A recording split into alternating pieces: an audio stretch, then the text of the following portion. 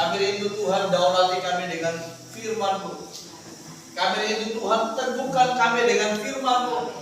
Bahkan kokohkan kami Tuhan dengan firman-Mu. Sehingga kehidupan kami menjadi kehidupan yang kuat. Sehingga kehidupan kami menjadi kehidupan yang kokoh di dalam Tuhan. Karena kami tahu tidak sedikit tantangan yang harus kami hadapi. Tidak sedikit tantangan kesulitan yang akan kami lewati Tuhan. Tapi kami tahu ketika kami kuat bersama dengan firman Tuhan. Firman Tuhan itu yang mendominasi hidup kami. Firman Tuhan itu yang mengokohkan, yang memampukan kami untuk melangkah dari hari ke hari. Dan kami berjalan dengan sebuah kepastian. Karena firman itu adalah sebuah dasar untuk kami berpijak. Kami tahu bahwa firman itu tidak akan memanipulasi kami. Tapi firman itu tulus, kuat, dan tajam buat setiap kami. Sebab itu Roh Kudus berbicara lebih kuat buat setiap kami. Sehingga apa yang kami baca, apa yang kami renungkan itu benar-benar firman yang memberkati, firman yang meneguhkan, firman yang menghidupkan setiap kami Tuhan. Dalam nama Yesus Tuhan kami datang merendahkan diri di hadapan Tuhan. Kami tidak ada apa-apanya Tuhan tanpa kuasa firman-Mu. Kami tidak apa-apanya tanpa Roh Kudus Tuhan. Roh Kudus yang manis dan lembut tuntun setiap kami, agar kami boleh menikmati sesuatu yang datang dari Tuhan. Dalam nama Yesus Tuhan kami buka hati kami. Terima firman Tuhan. Haleluya. Semua yang siap dengan firman Tuhan sama dengan saya katakan. Amin. Puji Tuhan, Bapak Ibu, saudara yang dikasihi Tuhan. Bersyukurlah kita sama Tuhan, karena hanya karena anugerah Tuhan saja yang boleh menuntun Bapak Ibu kita semua boleh ada sampai hari ini. Saya percaya bahwa kitalah orang yang dikasihi dan mengasihi Tuhan.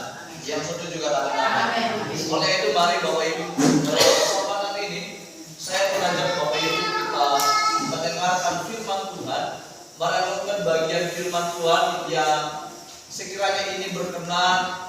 Biarlah Tuhan memberkati firman Tuhan ini dalam setiap hidup kita, menguatkan, meneguhkan saudara dan saya, sehingga hidup kita menjadi kehidupan bukan yang biasa-biasa, tetapi kehidupan yang Bapak Ibu kita lewati adalah kehidupan yang sangat luar biasa, karena campur tangan Tuhan.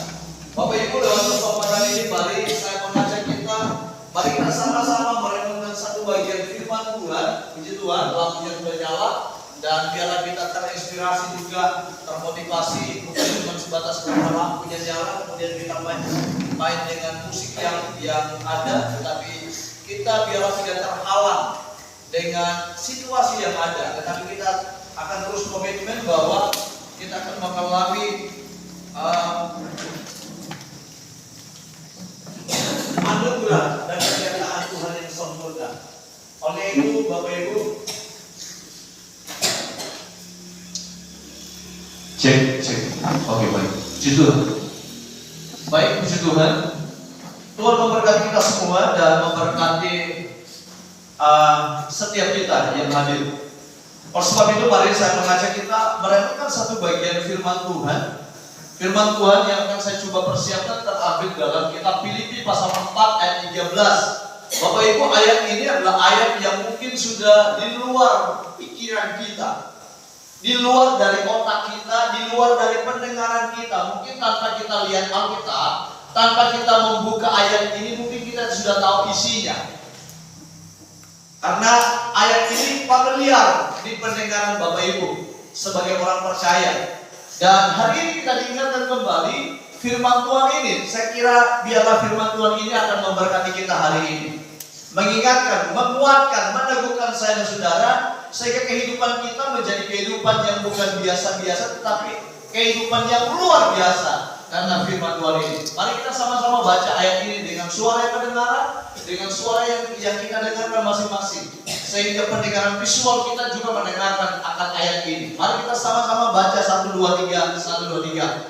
Segala perkara dapat kutahu di dalam Dia yang memberi kekuatan kepada. Sekali lagi firman Tuhan ini kita baca 1, 2, 3. Segala perkara dapat kutahu di dalam Dia yang memberi kekuatan kepadaku. Puji Tuhan. Bapak Ibu, dalam firman Tuhan ini saya memberikan sebuah tema adalah memiliki posisi yang kuat. Sekali lagi lewat firman Tuhan ini saya mengajak kita semua untuk menyuarakan ini. Tema ini adalah memiliki posisi yang kuat. 1, 2, 3. Memiliki posisi yang kuat. Bapak Ibu, hari ini kita akan diperhadapkan dengan berbagai macam keadaan. Ya. Hari ini kita diperhadapkan dengan berbagai situasi yang membuat kadang-kala iman kita juga kendor. Semangat kita juga memudar.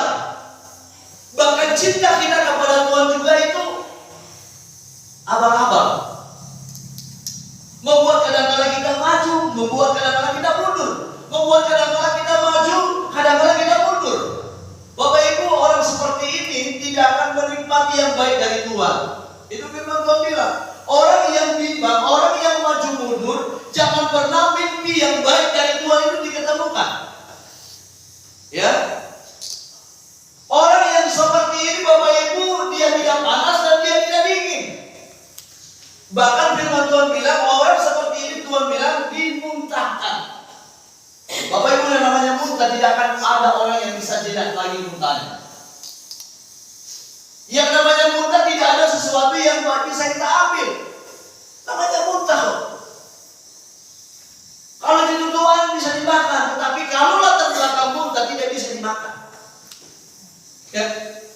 Kalau tutupan Bapak Ibu ini campuran, ada sayur, ada nasi, ada ubi mungkin di situ, ada tomat, itu bisa dimakan karena tutupan. Makanan ciri khas orang Manado.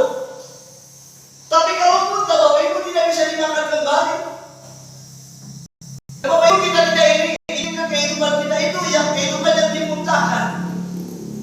Oleh sebab itu Bapak Ibu saudara yang dikasihi Tuhan, mari sama-sama dengan firman Tuhan ini, mari kita menjadi pribadi yang memiliki posisi yang kuat. Memiliki posisi yang kuat Bapak Ibu saudaraku yang dikasihi Tuhan, berarti kita tidak punya masalah, bukan berarti kita tidak punya masalah. Bukan berarti kita tidak punya tantangan hidup. Tapi sekalipun kita dalam kondisi kesulitan apapun yang kita hadapi, ketika kita meyakini bahwa kita ada di posisi yang kuat, Bapak Ibu, kita tidak akan gentar menghadapinya. Sebab kita pasti bahwa kita ada di posisi yang kuat. Posisi yang kuat bukan berarti kita ada di belakang kita dengan finansial kita yang cukup. Tidak. Berapa lamakah posisi finansial kita berada pada posisi yang stabil? Kita tidak bisa prediksi.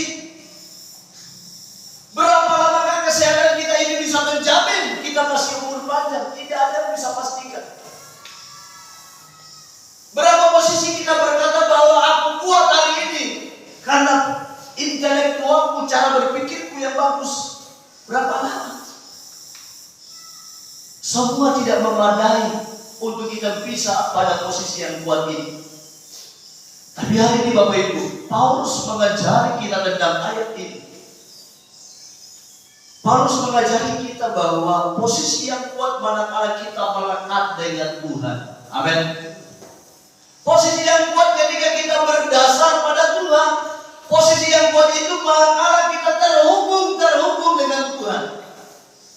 Seberapa banyak kita yang memastikan bahwa hidup kita terhubung dengan Tuhan? Lambaikan tangan. Saudara yang kasih Tuhan, ketika kita pastikan bahwa hidup kita terkoneksi, terhubung dengan Tuhan, saya percaya itu kekuatan yang kuat dalam hidup setiap kita. Amen.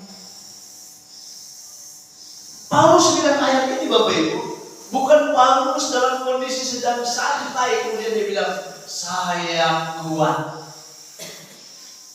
Paulus bukan sedang duduk di bangku atau di kursi atau di tempat sofa yang nyaman, kemudian dia pangku tangan, kemudian berkipas-kipas dengan santainya dan dia berkata, aku ada di posisi yang kuat.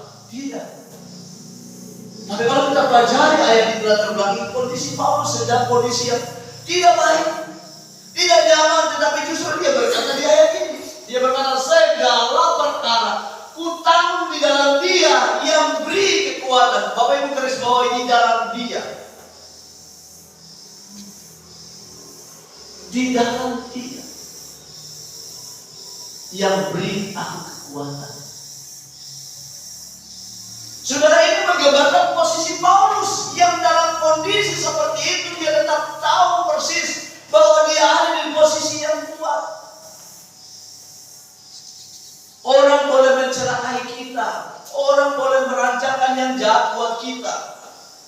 Tetapi kalau kita pastikan bahwa kita terkoneksi dengan Tuhan, jangan pernah takut.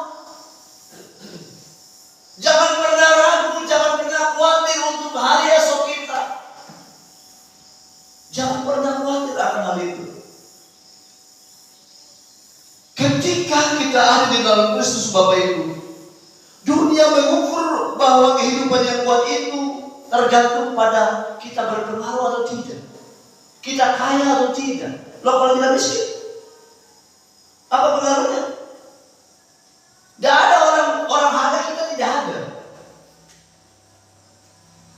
Tapi Bapak Ibu, sekalipun kita miskin, tapi kalau kita kuat di dalam Tuhan Bapak Ibu, itu berpengaruh. Itu berpengaruh Bapak Ibu. Itu akan berdampak. Karena kita sebagai anak-anak Allah, kita punya persekutuan dengan Tuhan, itu membuat kita berdampak buat orang lain. Dalam Kristus kita punya identitas. Kita punya kapasitas. Dalam Kristus kita punya power yang luar biasa, yang membuat kita terus bergairah di tengah-tengah situasi yang buruk sekalipun. Kita tetap menjadi orang yang enjoy, menikmati perjalanan hidup dengan sebuah kepastian. Karena posisi kita ada di dalam Tuhan. Hanya posisi di dalam Tuhan saja yang membuat kita kuat. Coba bayangkan kalau kita tidak kuat di dalam Tuhan Bapak Ibu, kita menjadi orang yang orang paling. Tahu orang paling? Orang yang tidak kebetulan. Orang yang sana mari, orang bilang. Oh, Edi bilang begitu. Orang yang tidak jelas. Kadang dia ada di sini, kadang ada di situ, kadang ada di sono. Tidak jelas. Nah, orang seperti ini maka tidak akan diperhitungkan. Mana ada orang diperhitungkan dengan orang yang tidak jelas? Tidak bisa. Orangnya harus jelas. Amin. Maka dia jadi diperhitungkan. Jadi posisi kekuatan kita karena kita punya Tuhan, kita ada di posisi yang kuat karena kita punya Tuhan yang menuntun, yang menguatkan, yang meneguhkan kita untuk kita tetap berlangkah dari hari ke hari. Saudara, posisi yang kuat itu membuat kita seperti ini.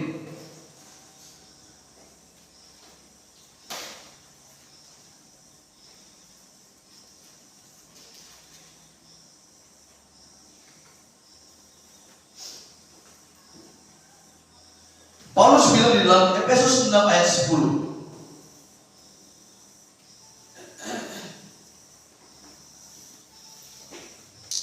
Kita akan baca sama-sama firman Tuhan ini.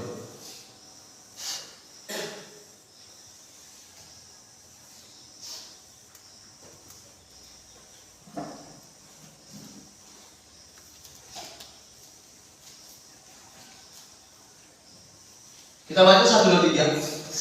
Akhirnya hendaklah kamu kuat di dalam Tuhan, di dalam kekuatan kuasanya. Jadi Bapak Ibu, Paulus ini ulang-ulang kali, banyak kali menuliskan di dalam surat-suratnya yang menyatakan bahwa posisi yang hebat, posisi yang kuat itu hanya di dalam Tuhan. Sehingga dalam kesemuanya kehidupan yang Bapak Ibu kita lewati, dia bilang akhirnya, DP akhir, DP ending, DP ujung. Dia bilang, akhirnya hendaknya kamu kuat di dalam Tuhan. Kenapa dia bilang akhirnya? Karena kehidupan kita adalah sebuah perjalanan. Kehidupan ini adalah sebuah perjalanan. Bahkan kepercayaan kita sama Tuhan itu adalah sebuah perjalanan iman. Ada banyak liku-liku kehidupan, ada banyak warna-warni kehidupan. Tetapi semuanya itu Paulus sampaikan dan simpulkan. Akhirnya hendaklah kamu kuat di dalam Tuhan. Kekuatan sejati Bapak Ibu, rupanya Paulus mengatakan ini karena dia tahu bahwa kekuatan sejati itu datang dari Tuhan. Dan hanya bergantung kepadanya kita dapat memiliki posisi yang kuat itu sendiri. dengan melekat kepada Tuhan, dengan kekuatan bergantung kepada Tuhan. Bapak Ibu, kita memiliki kekuatan, posisi yang kuat. Karena segala sesuatu yang ada di muka bumi ini tidak ada yang kekal. Tidak ada. Tidak ada kekal. Kehidupan hari ini Bapak Ibu kita diperhadapkan dengan kematian di sana sini kita dengar. Dan kita mulai menyadari, oh, rupanya hidup ini tidak ada yang perlu kita pertahankan. Semua kembalinya akhirnya mati. Mau kaya mati, mau miskin mati, mau setengah kaya setengah miskin mati juga. Orang jahat, orang baik, orang benar juga mati. Justru dalam kondisi yang seperti itu, mari Paulus bilang akhirnya hendaknya kamu kuat di dalam Tuhan. Karena ketika kita hidup kuat di dalam Tuhan, Bapak Ibu, kematian bukan sesuatu yang menakutkan. Kekurangan sekalipun tidak menjadi hal yang menakutkan. Bahkan Paulus katakan di ayat-ayat sebelumnya dari latar belakang ayat yang kita baca tadi dalam Filipi,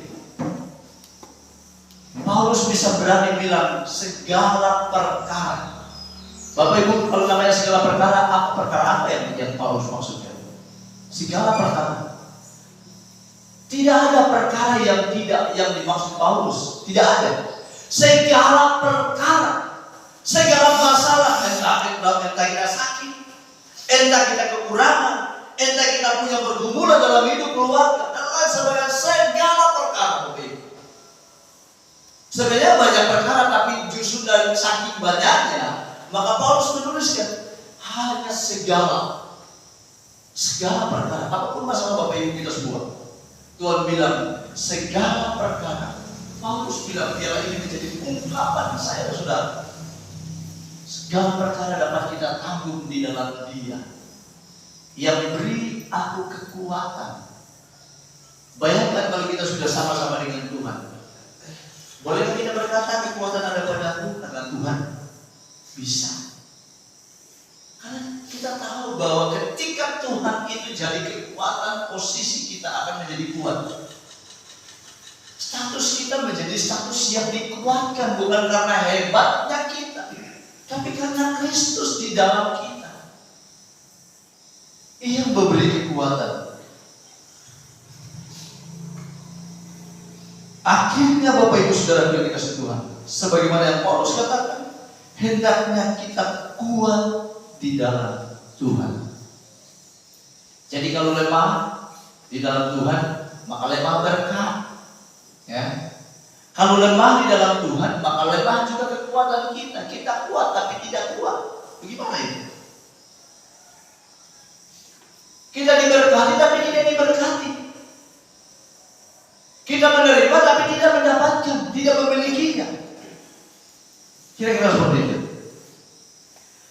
Bapak Ibu Saudaraku yang dikasihi Tuhan, ketika posisi kita kuat di dalam Tuhan, Bapak Ibu dapat kita lihat juga di dalam Habakuk 3 ayat 17 dan 19.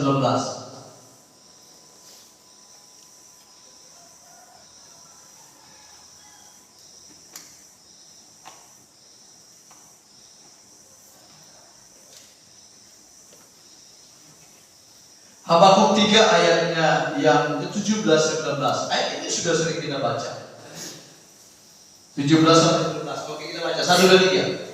Sekalipun pohon ara tidak berbunga, pohon anggur tidak berbuah, hasil pohon saya pun mengecewakan, sekalipun ladang-ladang tidak menghasilkan bahan makanan, kambing domba terhalau dari kurungan, dan tidak ada lembu sapi dalam kandang. Terus 18. Namun aku bersorak-sorai di dalam Tuhan, yang berria-ria di dalam Allah, yang menyelamatkan aku. Bapak Ibu, sampai di sini ada sesuatu yang sangat menarik. Habakuk ini dia adalah orang yang mengalami posisi yang kuat sehingga dia tulis ayat ini. Ya, kalau dia tidak mengalami posisi yang kuat di dalam Tuhan, Bapak Ibu, dia akan merana, dia akan kecewa, dia akan gampang sakit hati, dia akan gampang salahkan orang lain karena gara-gara mana sampai kambing di sini mati. Tapi ini tidak, justru dia menuliskan sekalipun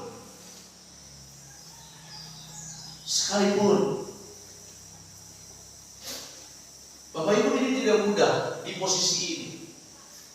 Tapi justru karena dia ada di posisi yang kuat, yaitu bersama dengan Tuhan, maka posisi itulah yang membuat dia menulis ini dan menjadi berkat buat Bapak Ibu saya saudara. Bahwa rupanya Nabi Habakuk menunjukkan sikap imannya yang teguh sekalipun menghadapi kesulitan, dan dia berkata sekalipun. Karena dengan posisi yang kuat membuat imannya Bapak Ibu saya dan saudara. Kita berkata sekalipun tantangannya. Jadi di sini Habakuk ini tidak, ketika dia tahu posisinya yang kuat di dalam Tuhan, imannya tidak bermusim. Siapa yang bermusim imannya? Cintanya dengan Tuhan itu bermusim. Lagi ada uang kolektif, baru datang bersekutu. Lagi hatinya baik-baik, baru datang bersekutu. Lagi waktunya lowong, atau lagi perhitungan, oh minggu lalu tidak ibadah, 2 minggu lalu tidak ibadah, jadi minggu ini ibadah. Bapak Ibu, itu keadaan yang bermusim, atau boleh dibilang rutinitas. Tapi kecintaan Habakuk kepada Tuhan, dia bilang sekalipun. Paulus juga pernah ungkapkan sekalipun dagingku. Paulus atau siapa ya yang ungkapkan itu? Mazmur ya. Pemazmur Daud mengatakan bahwa sekalipun dagingku habis lenyap, tetapi Tuhanku. Jadi kondisi mencintai Tuhan karena kita tahu bahwa kita ada di posisi yang kuat, yaitu karena kita memiliki Tuhan, merasakan campur tangannya, merasakan genggaman tangannya, yang membuat kita mampu berkata seperti Habakuk ini bilang. Kekuatan dan ketaatan dan pengharapannya itu tetap timbul, terlihat. Imannya tidak kendor karena musiman.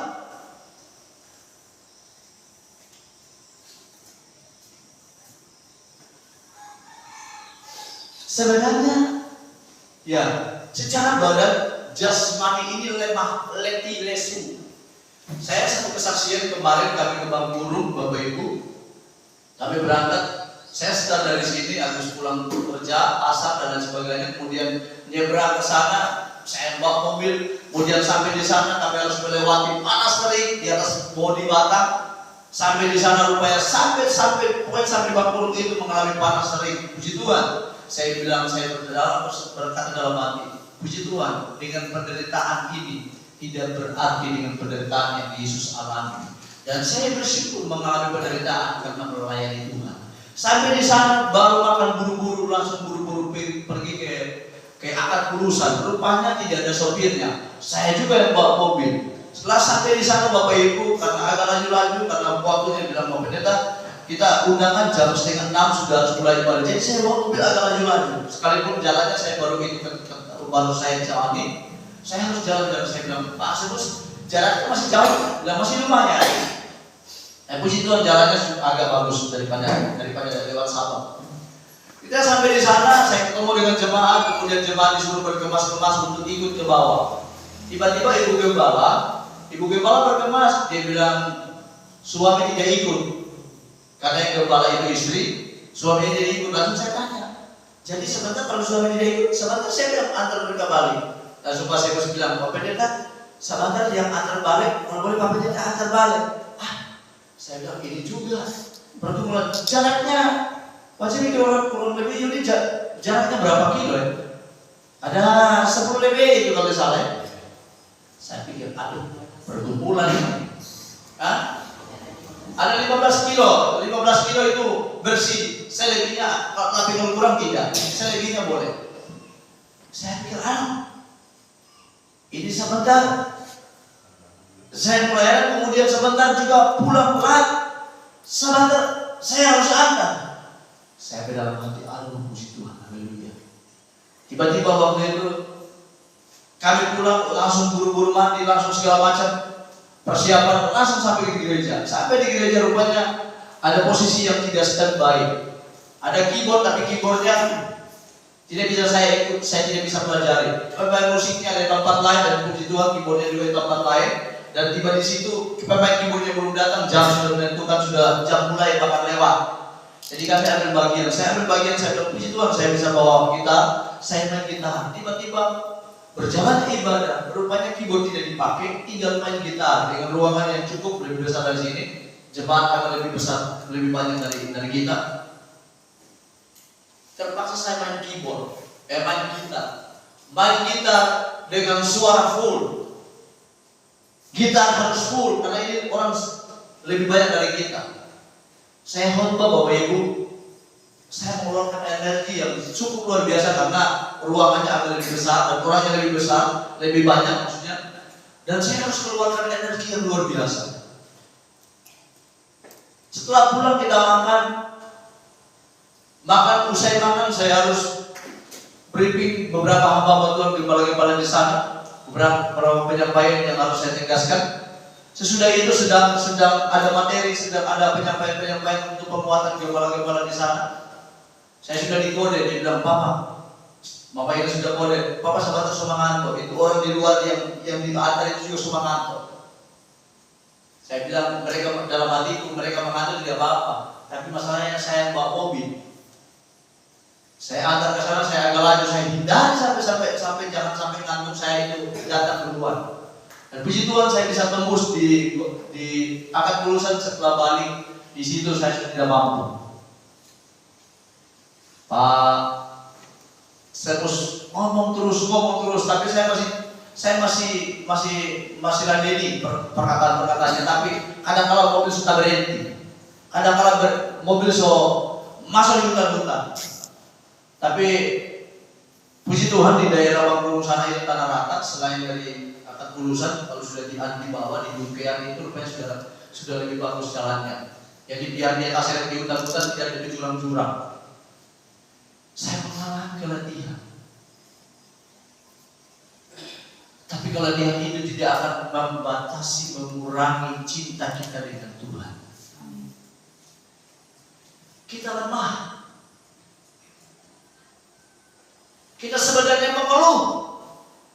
Tapi keluhan itu diabaikan karena kita melayani Tuhan. Sebenarnya secara badan ini harus istirahat. Harus bisa kalau boleh orang naik dulu. Tapi tidak. Tuhan tahu kekuatan. Tuhan yang beri kekuatan kepada segala perkara dapat kita tanggung di dalam Dia yang beri kita kekuatan. Ketika kita tahu persis bahwa kita ada di dalam posisi yang kuat. Kuatnya ini bukan karena finansial kita yang cukup, bukan karena kesehatan yang cukup, tetapi posisi yang kuat itu ketika kita pastikan bahwa kita hidup dengan Tuhan. Tuhan bilang Dia tahu kelemahan kita. Dia akan memberikan kekuatan kita. Dia akan memberikan pengharapan. Kita punya pengharapan yang lebih sekalipun tidak berbuah. Tetapi percaya Dia pelihara kita. Sekalipun kandang habis, tapi Dia tetap beria-ria di dalam Tuhan. Hamba beria-ria di dalam Tuhan. Karena dia tahu posisinya dia dengan Tuhan. Jadi Bapak Ibu hari ini pastikan bahwa kita dengan Tuhan. Ketika kita pastikan bahwa kita dengan Tuhan, jangan pernah ada kata terlambat. Pastikan pengharapan kita bangun terus di hadapan Tuhan. Selalu berharap, selalu berharap, selalu berharap. Selalu berharap sama Tuhan. Jangan berharap sama saya. Berharap selalu dengan Tuhan.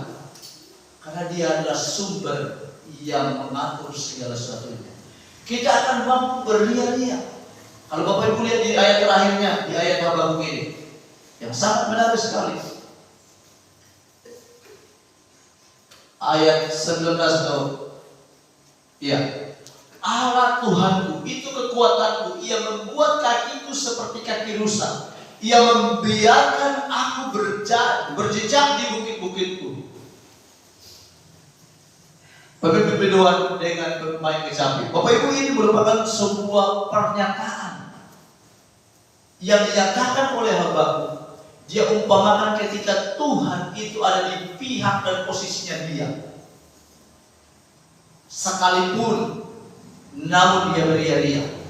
Sekalipun, namun dia bersukacita di hadapan Tuhan. Dan dia berkata, Allah Tuhanku kekuatanku. Ia membuat kakiku, Bapak Ibu, kaki rusa adalah kaki yang paling kecil sebenarnya, tidak seimbang. Tubuhnya besar dengan kakinya yang paling kecil.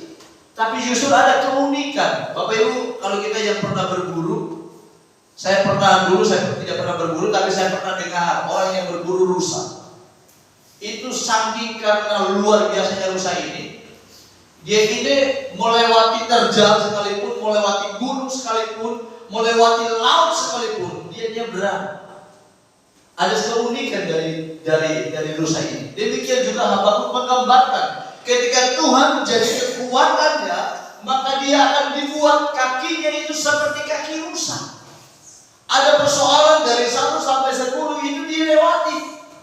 Bukan dia menghindar. Bapak Ibu, orang yang punya kekuatan Tuhan, dia tidak akan menghindar, dia hadapi.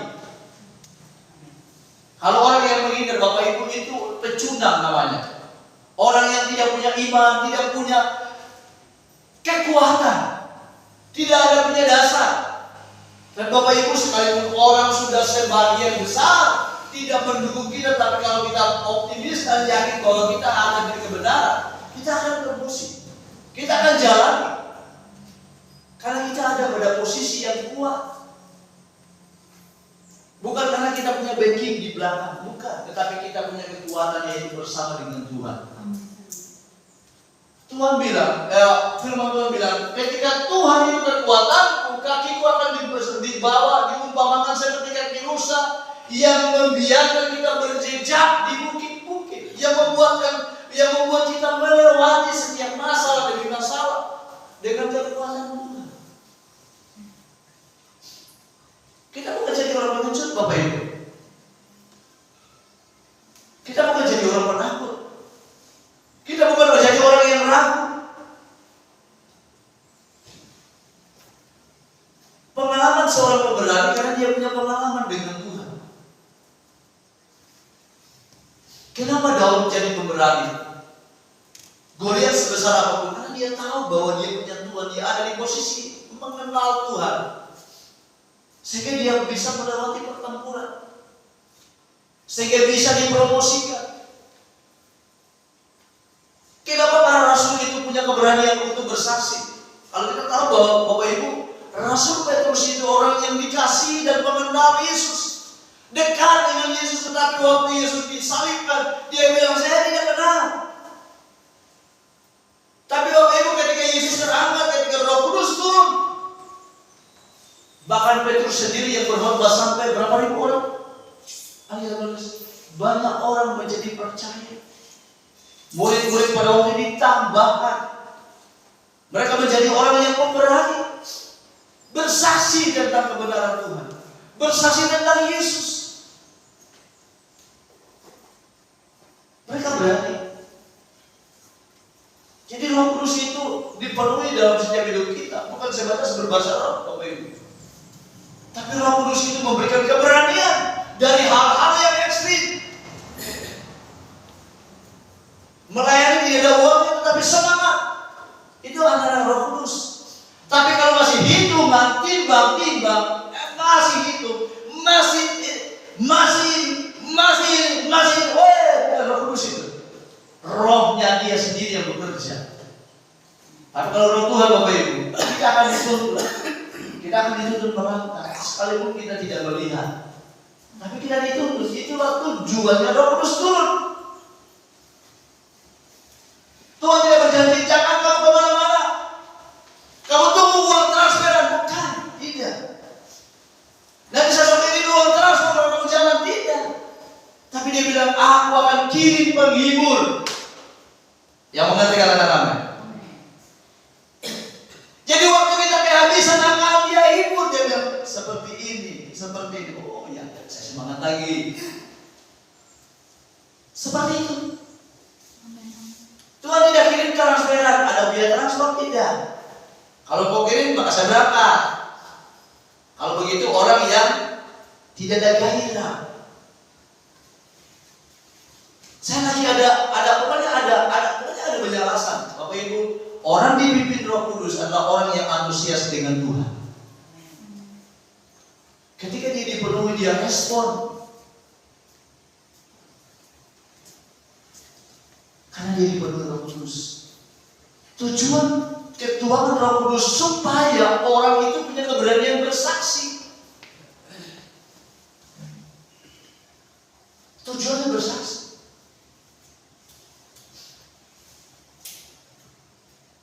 Saksikan tentang kebaikan Tuhan.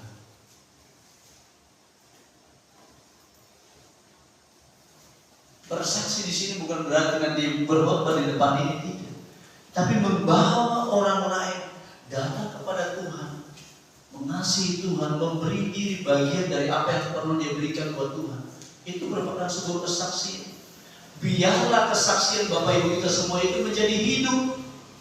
Jangan kesaksian yang mati. Bagaimana kita tahu kesaksian kita hidup? Kalau orang itu ada respon dan membuat dia mengalami perjumpaan dengan Tuhan, itu kesaksian yang hidup. Tapi kalau cuma dia dengar kemudian jadi batu sandungan, itu bukan kesaksian yang hidup. Orang yang dipenuhi Roh Kudus, dia akan bersaksi, menyaksikan perbuatan Tuhan, dan orang itu dimenangkan dan mengasihi Tuhan. Karena tujuan Roh Kudus seperti itu. Ketuhanan Roh Kudus itu terjadi semua Pentakosta. Sebuah perubahan paradigma para rasul pada waktu itu membuat mereka bergejolak untuk melayani.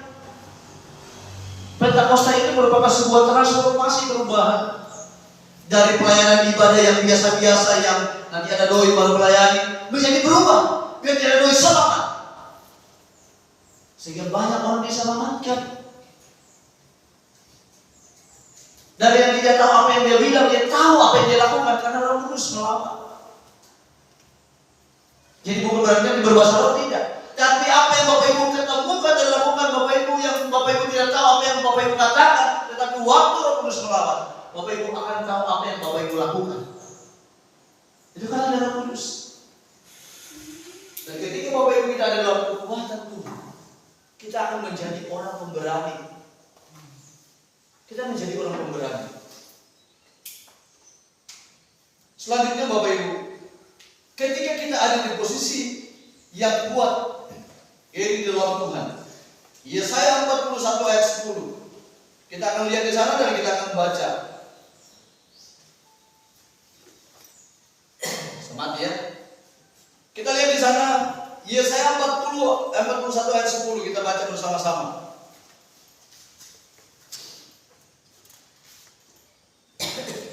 Sudah ketemu? Kita baca 1, 2, 3. Jangan takut, sebab aku menyertai engkau. Janganlah bimbang, sebab aku ini Allahmu. Aku akan meneguhkan, bahkan akan menolong engkau. Aku akan menopang engkau dengan tangan kananku yang membawa kemenangan. Bapak Ibu Saudara yang dikasihi Tuhan, di ayat ini Yesaya menyampaikan bahwa ketika kita ada di dalam posisi yang kuat di dalam Tuhan, Tuhan bilang lewat firman Tuhan ini dikatakan jangan takut. Bapak Ibu bicara jangan takut berarti ada sesuatu yang mengkhawatirkan sebenarnya. Kita dapat tidak? Kita selamat atau tidak? Kita berhasil atau tidak? Kita binasa atau tidak? Kalimat jangan takut ini berarti ada ancaman. Kalimat jangan takut ini berarti ada tantangan, kesulitan. Kok orang yang dipelihara Tuhan tapi dibilang jangan takut? Tuhan tahu bahwa keadaan orang percaya itu akan mengalami tantangan, yang tantangannya tidak diukur besarnya seperti apa, tetapi Tuhan janji bilang jangan takut. Jangan takut. Kenapa dia bilang seperti itu? Pastikan hidup kamu harus ada di posisi yang kuat dengan aku. Sebab aku menyertai engkau, jangan bimbang. Saudara, posisi ini adalah posisi yang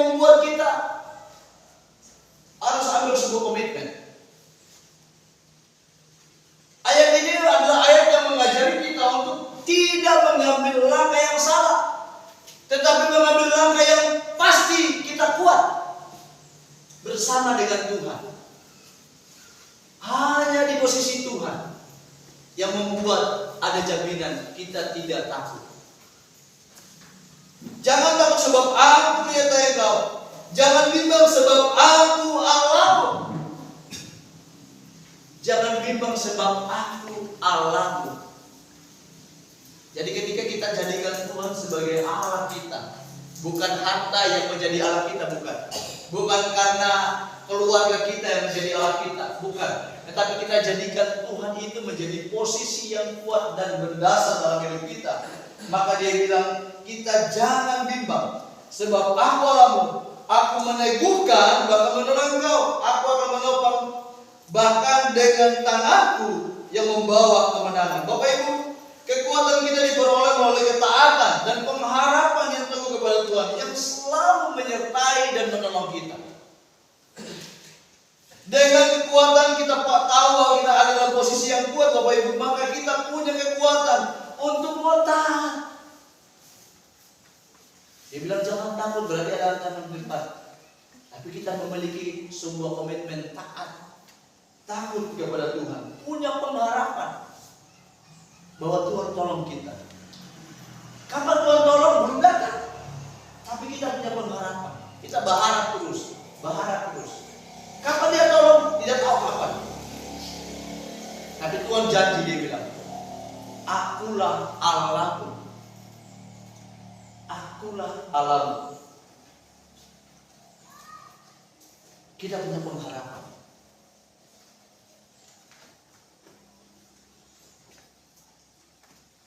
Saudara yang dikasihi Tuhan, bagaimana posisi yang kuat ini kita alami? Saya simpulkan beberapa poin, beberapa hal penting yang Bapak Ibu kita renungkan. Mari bangun hubungan kita dekat dengan Tuhan. Bangun hubungan kita dekat dengan Tuhan.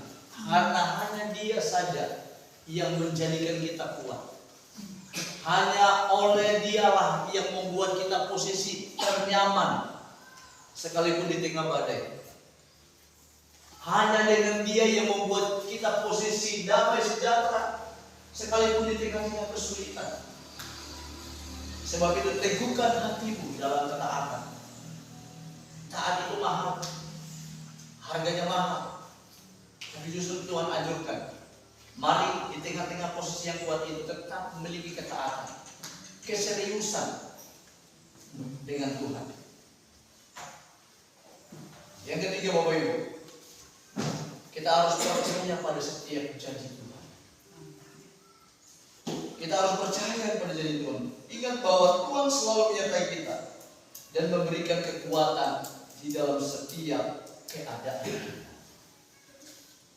Biar firman Tuhan ini memberkati dan menolong saya dan saudara. Puji Tuhan, kita angkat pujian bersamamu ya Tuhan.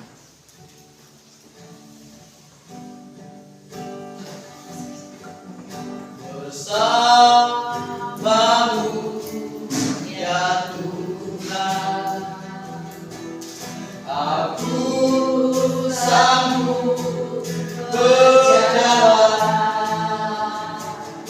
dengan sayapmu, bukan terbang tinggi bersamamu. Aku telah bersamamu, bersamamu ya Tuhan. Aku sanggup berjalan